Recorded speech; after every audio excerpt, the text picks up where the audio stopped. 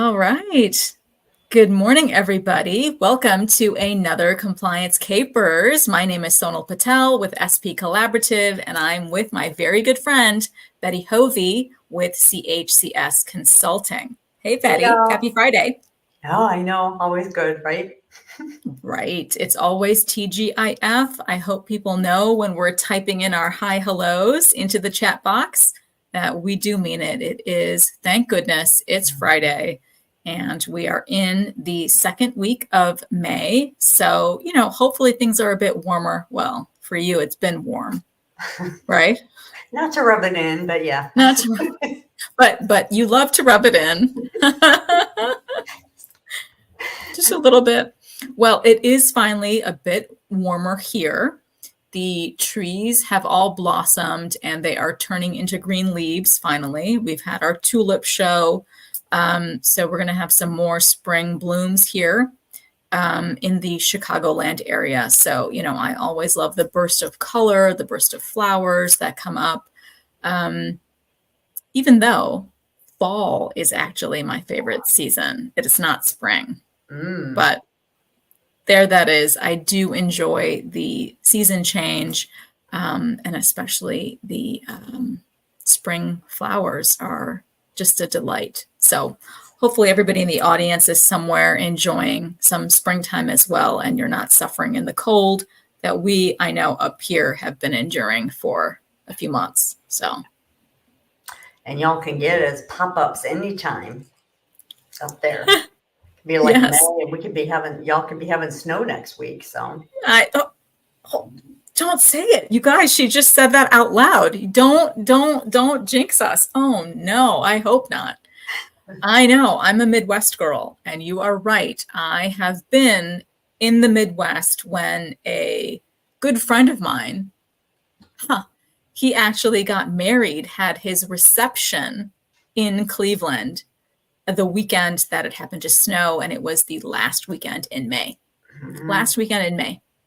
So yeah, that was years ago. So hopefully we don't have that repeat again, since you just put a hex on all of us here on the Midwest. So I knocked on wood on my wooden desk over here. Thank you. And I hope your crystal ball is like cracked and broken and it doesn't work. Right? Yes. All right. But again, it's Betty and Sonal together again, and we always digress and have a great time laughing. But let's try and keep on track. We are trying to talk about our month of corporate integrity agreements. So I hope you all in the audience had some time to catch up on last week's episode, because we know it was a big one. It was the first episode, obviously. So we really wanted to talk about the background details, the juicy bits, because there are so many involved in a corporate integrity agreement. So please take time to go back to last week's episode, because that is where we really did dive in and talk much more in depth about the background information on what goes on. So in this week's episode, we wanted to put the spotlight on another CIA. However, in this week's case, it is a smaller one. It is an integrity agreement, as it's called, a IA. So if you're wondering, like we were, when we were coming up with this concept for us for the month of May, what the difference is between a CIA and an IA, it's simply the fact on size. So the IA is simply addressed to smaller organizations or single providers, things like that.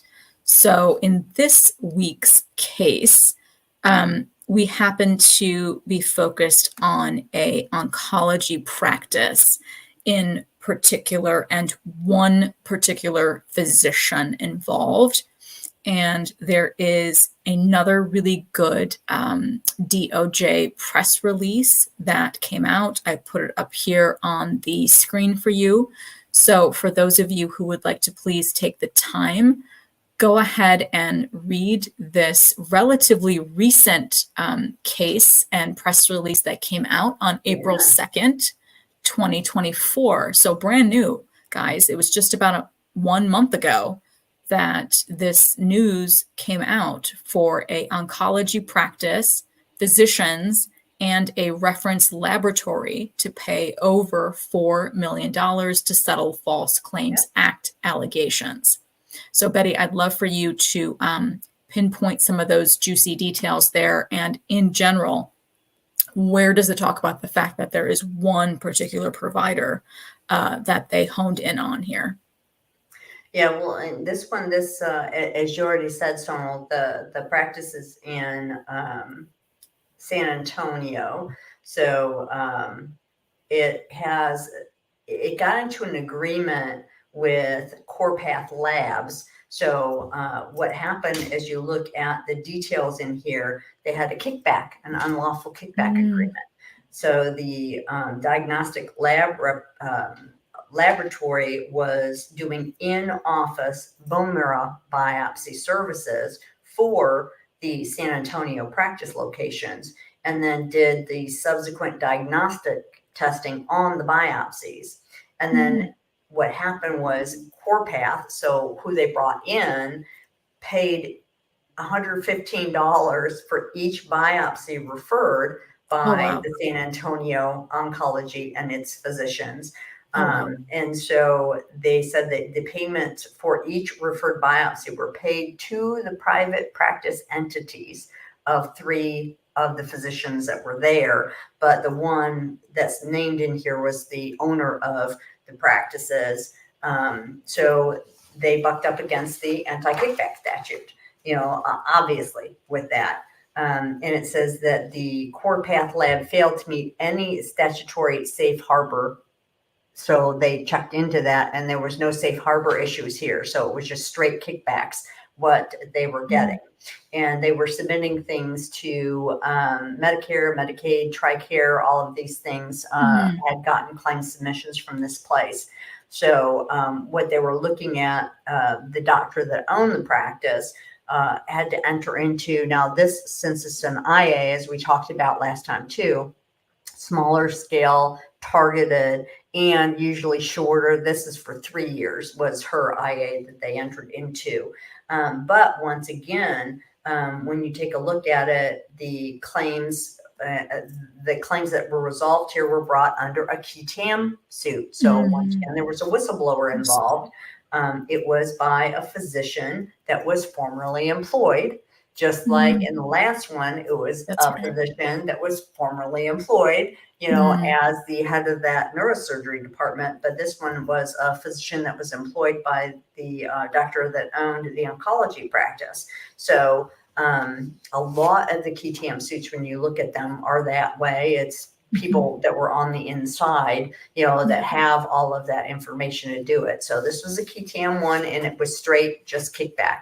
We'll pay you $115 for every biopsy that you let us do, which of course leads to maybe doing more biopsies than you need to, and all of that kind of stuff. So that's kind of the down and dirty. It's a little bit of a shorter release. The release is like 5 pages, but most of it is talking about the things that the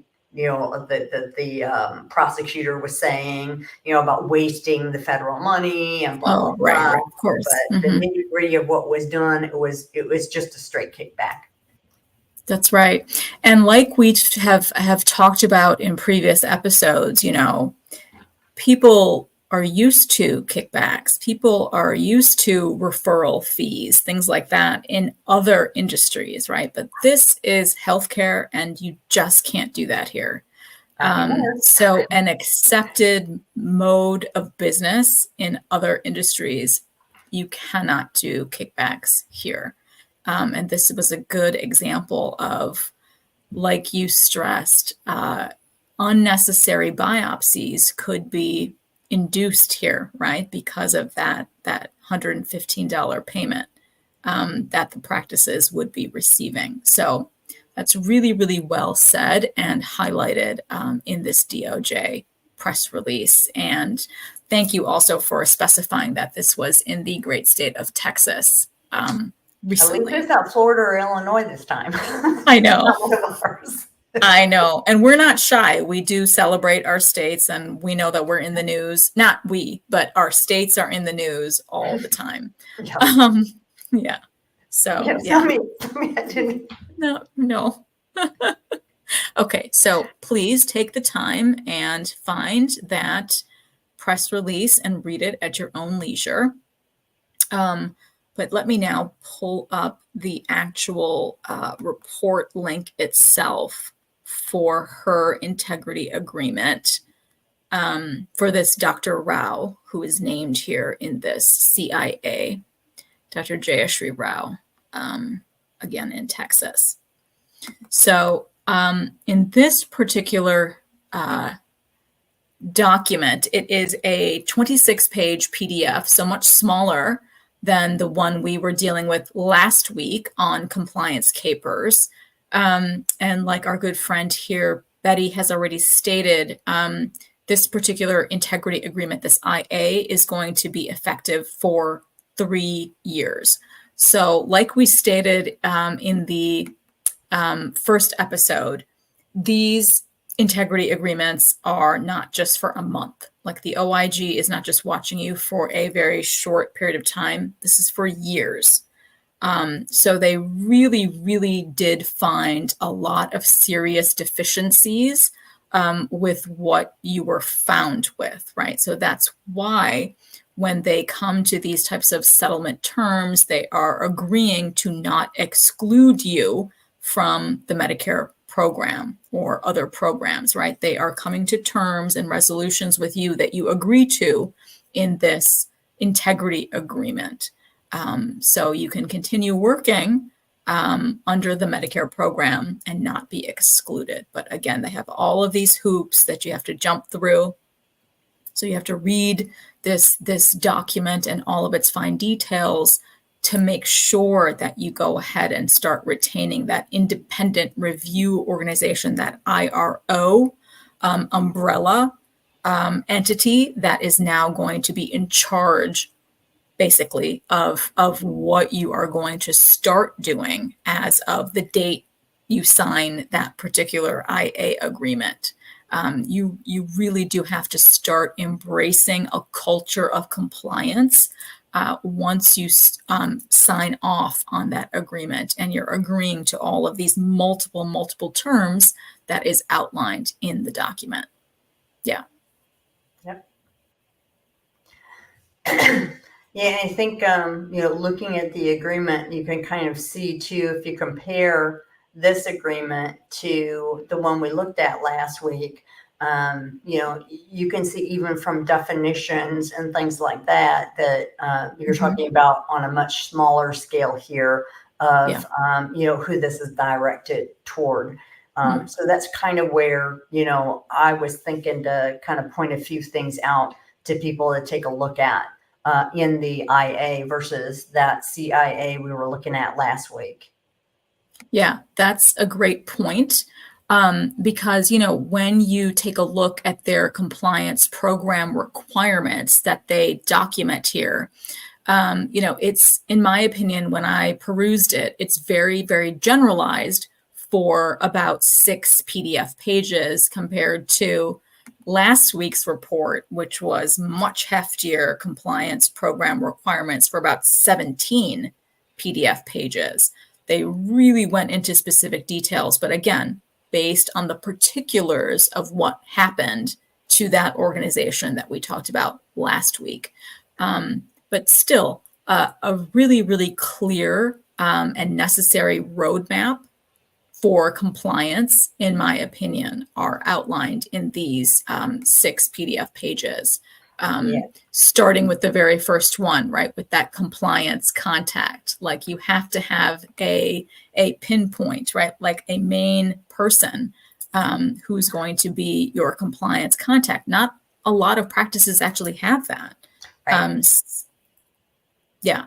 Oh, I was just going to say, and that's a difference where they're not saying you have to have a compliance officer or a compliance program or a compliance committee. Well, you have to have a program, but a committee, they're saying just a contact, because when they're smaller, They know smaller entities, even though these guys did something wrong, you still don't want to make their integrity agreement so overburdensome they just can't fulfill it.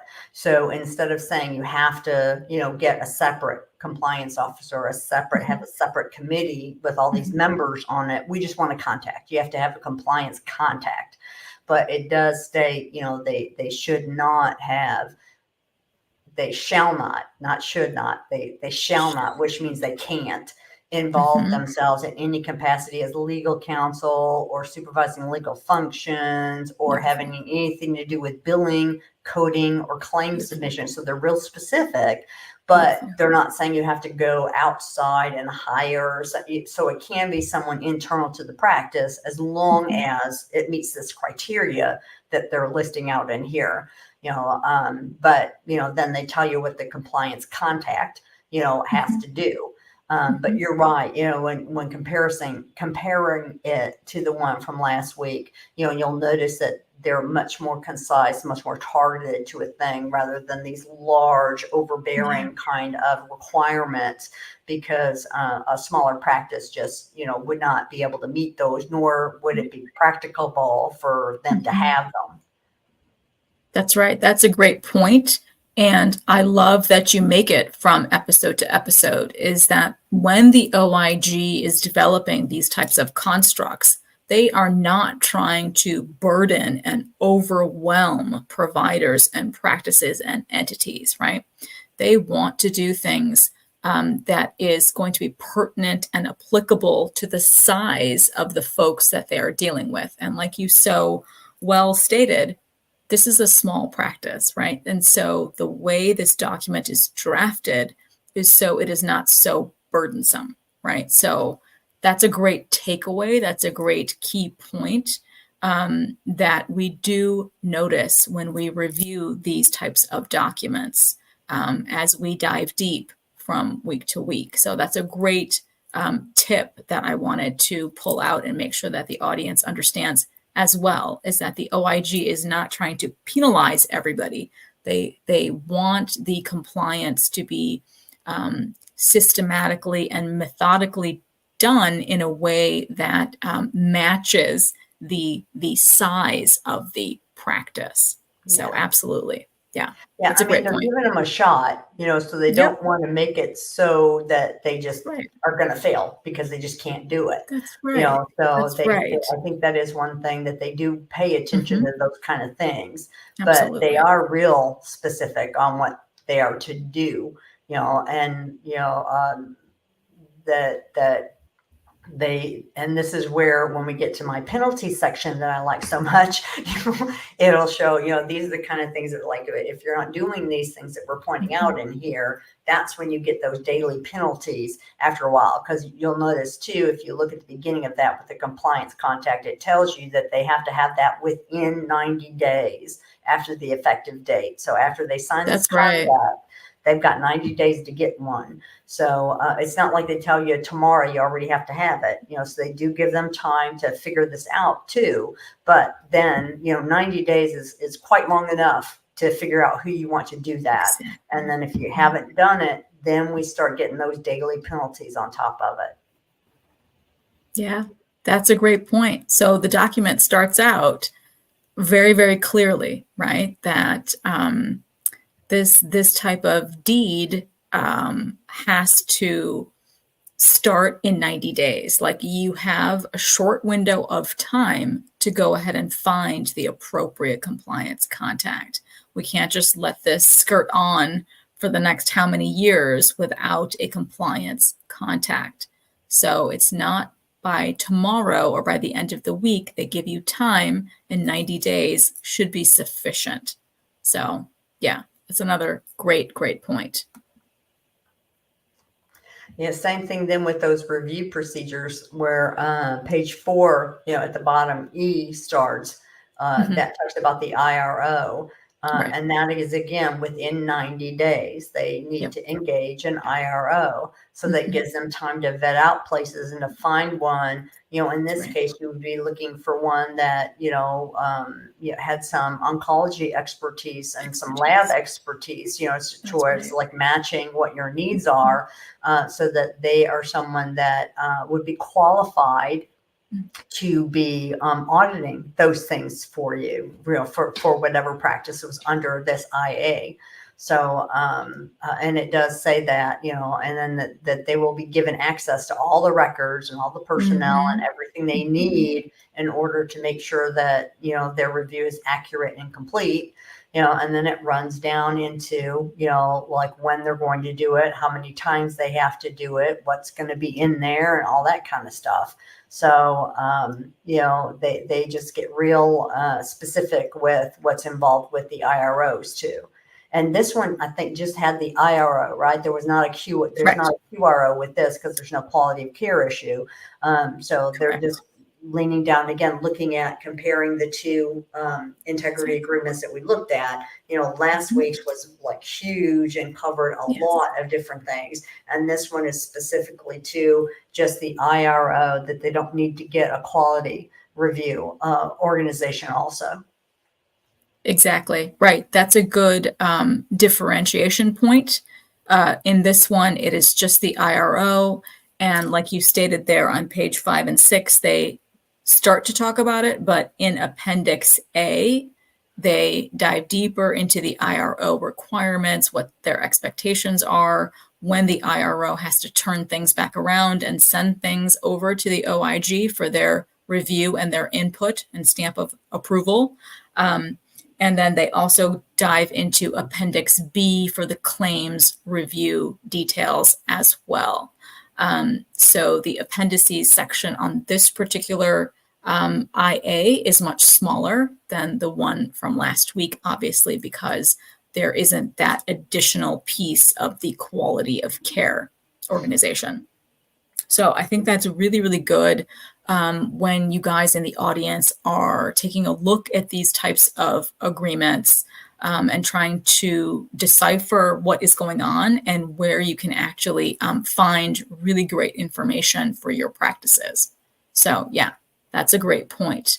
I really do think that they follow the general compliance program guidances that were recently issued as well by the OIG, especially in terms of the language they use in terms of shall not, should not, and that differentiation that you talked about earlier, right? They really want to emphasize, what organizations can do, and they provide it in a timeline, right?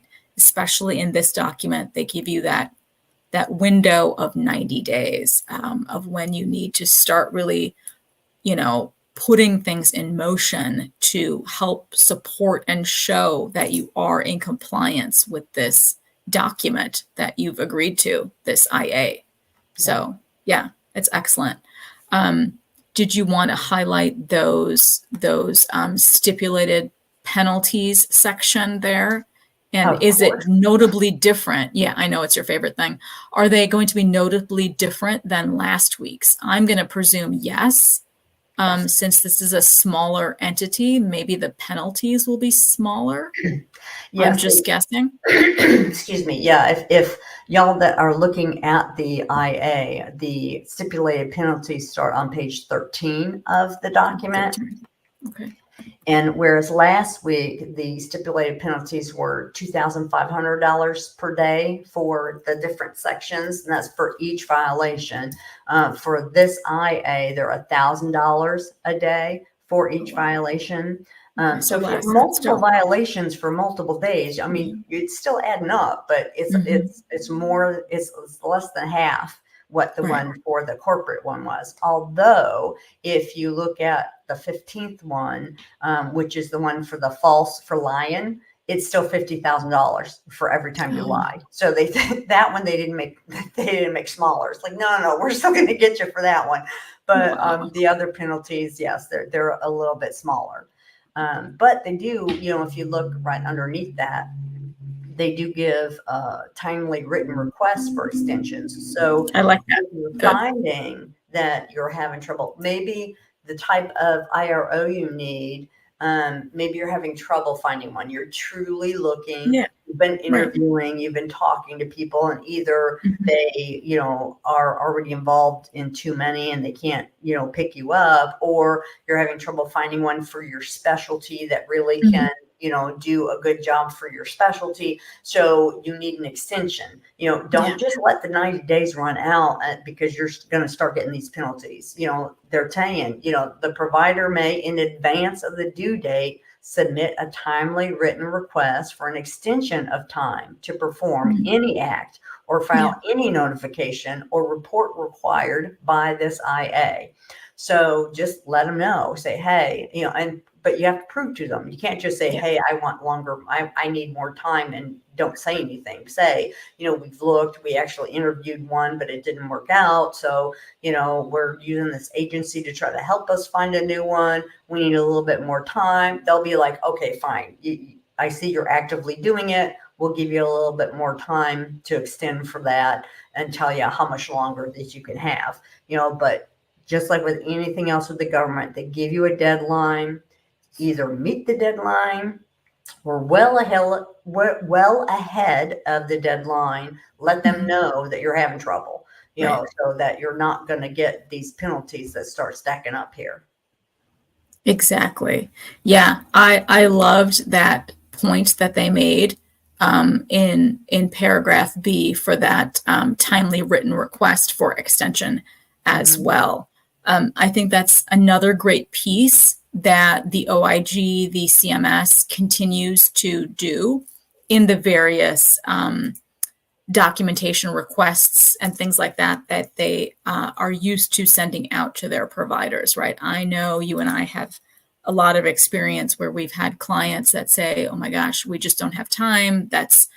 We have no time to meet that deadline of 60 days or 30 days for documentation requests, et cetera, right? So they are used to receiving requests like that for extensions. And in this case, again, they've also clearly identified that it needs to be written and it needs to be timely. Yeah. So I think that's an important inclusion that they make in this particular IA. So I applaud that. I welcome that. I just hope providers are reading this minutia in the documentation, right? So if they're ever in this type of a situation, hopefully not, if they're listening to compliance capers, they have a little bit of time to get their ducks in a row and follow the facts here in this particular IA that you can if you do it timely and if it's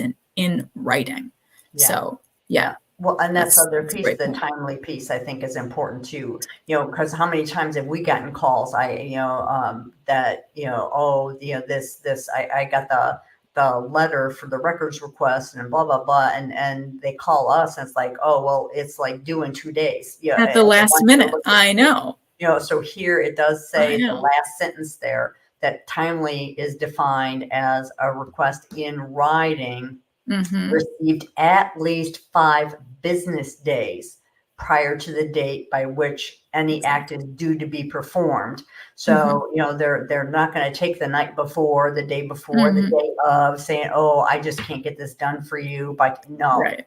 So make sure, again, that as Sonal said, which is a great tip, look through these things and see, about the timelines, the deadlines, all those things, to pay attention to it, because you should know well in advance that you can't meet that. It shouldn't be like the night before you magically figured out that you didn't have one, so, make sure you follow all of the timelines that they give you in here. If you need to do something that's an exception to what they're telling you to do.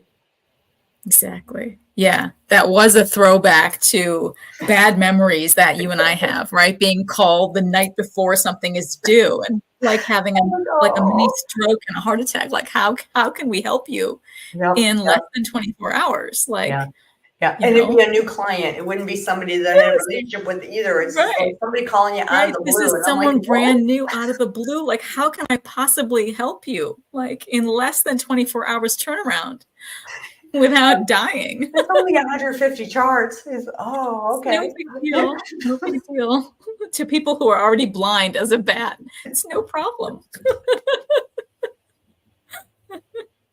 Oh my I goodness. know. I'm sorry. We digress per usual on compliance capers, but um, I think this was another good, really well written document for this IA that this provider has to, this just came to her in April of 2024. Yeah. So within 90 days, like we've stressed, she has to find a compliance contact. She has to get the IRO. So hopefully she is researching Yeah. people across the country to hopefully help her be her IRO for these types of oncology services and items that she is providing at her practice. And these types of lab specimens, et cetera, right? So I think it's a really, really good thing. It's a really good integrity agreement for practices like this. We know plenty that are like this, small, this particular specialty, et cetera. I really think it could be a great piece of compliance documentation for them to file away in their toolbox as well. Yep. Yep. Agreed. Totally agreed. Yeah. All good points, and all good things. I mean, which is why we like doing this, That's so right. that we can point these kind of things out for other practices to be mindful of, to make sure they don't fall into these, I don't want to call them traps, because obviously this one was done on purpose, but Yeah, to fall into these habits, bad right. habits, Bad that habits. can get you in trouble.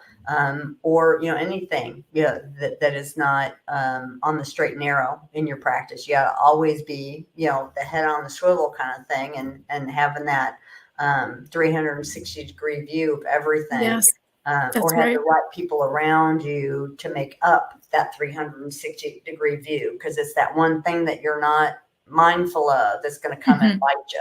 So yeah, that's why doing something like this, listening to these things, reading other things that are out there on different things, and watching the OIG, what they put out, all that's so important for a practice to make sure that they stay on the straight and narrow. So we're just here to help.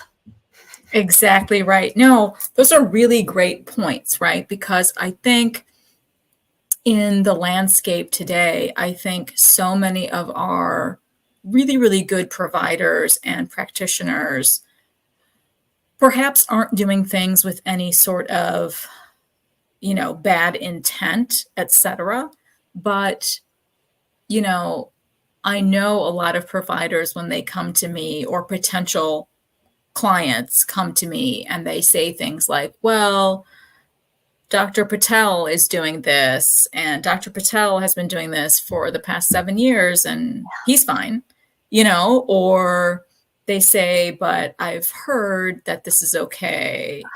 Yeah. When I hear things like that, that always gives me pause, right? Because then I know, well, you just want to be like the Joneses, and you just want to jump on that ship without having done any proper due diligence and research of your own. You're just trusting that Dr. Patel did all the work for you, and that's why he's fine for the past 7 years, right? Yeah. So when I have people come to me like that, that's when I like to always just say, well, did you do your research? Did you do your own due diligence on compliance, on this referral matter?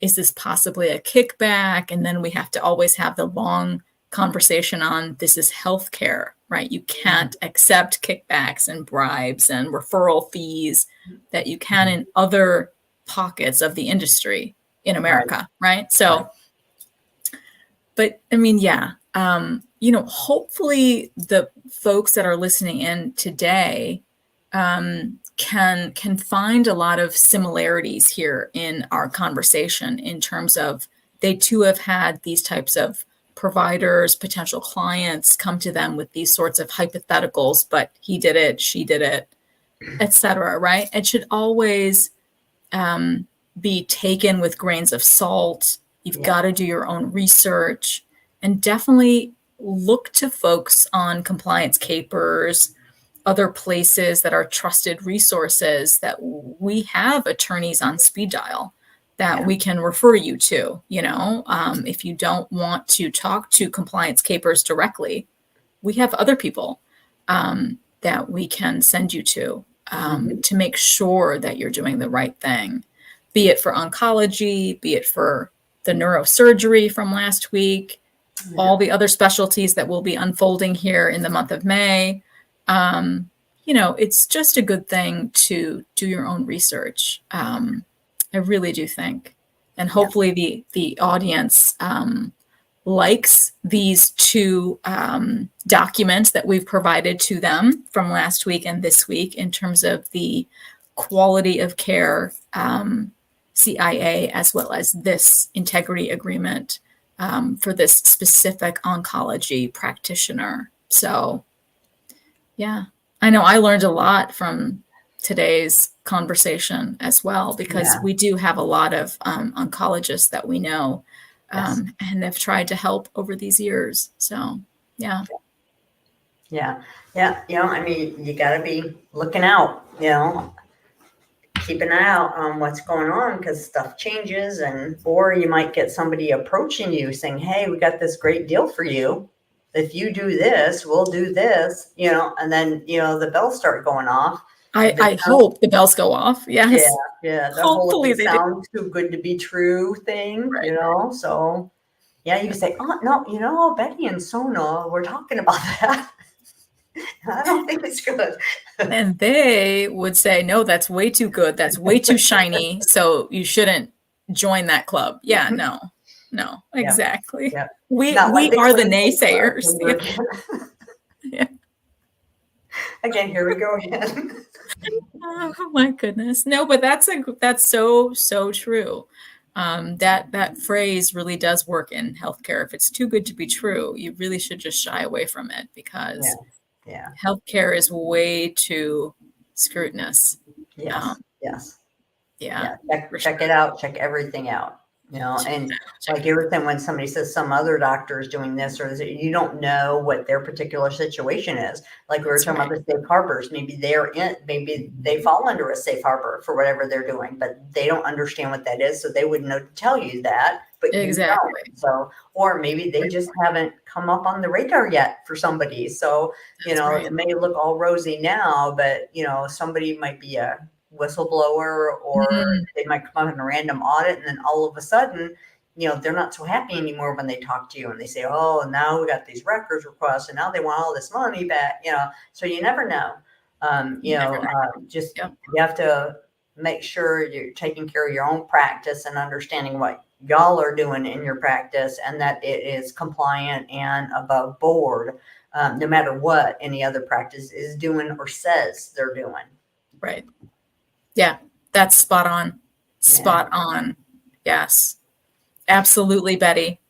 I hope the audience got a lot out of today's episode on the integrity agreement for this oncologist.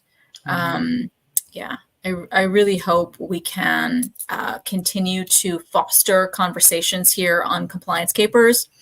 We have another fantastic episode for next week on a different integrity agreement with a different type of specialty or entity. So I'll just leave it at that. But it's going to be something unique, and yet another example of a unique integrity agreement that was developed. So, and agreed to. You've pulled all good ones, so I'll say. So I really, these are all good ones to talk, because they're all different and they all have different things about them. So I think this month, it'll be nice because every one of them is different and has some kind of different, shade to it that I think is good to talk about. So good pulls on all of them. Awesome. Awesome, my friend. Thank you so much. All right. So we will both be back again next Friday for our compliance capers in the month of May. Next week is also going to roll up into Mother's Day weekend. So wishing you happy Mother's Day. Everybody in the audience, happy Mother's Day as well. And we will be back together for our next compliance capers on corporate integrity agreements. So I'll see you soon, my friend. Thank you. Thanks, y'all. Bye. Bye.